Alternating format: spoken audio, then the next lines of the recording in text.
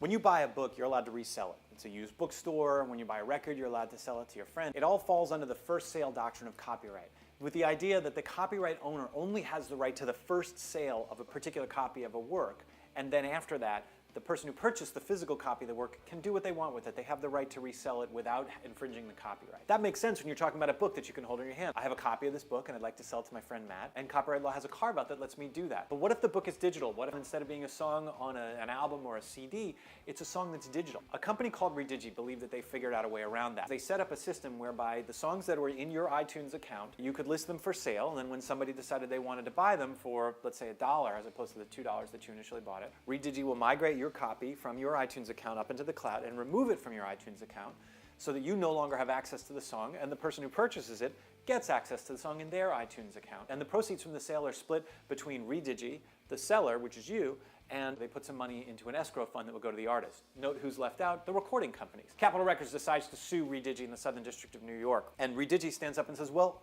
under the first sale doctrine, people have the right to sell used versions of their content. This is just a digital version of that. The court looked at the process and said, no, it's not the same copy that exists in your computer that's going up to the web and going down to somebody else's. A copy is being created and distributed to the cloud, and then another copy is being made to send it back down into the new user's account.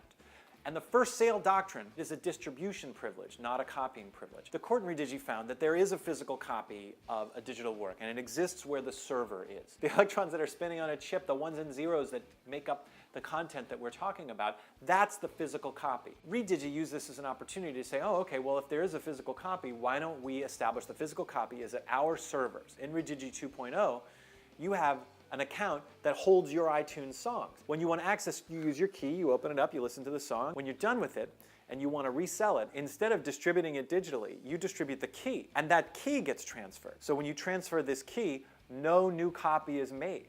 It's just access to the same document. Your server space you're selling to someone, and that server space embodies the physical copy, which does implicate the first sale doctrine. That's the solution that Redigi thinks that they found that's going to effectively recreate the first sale doctrine using a different means. Does that mean that Redigi 2.0 does not infringe?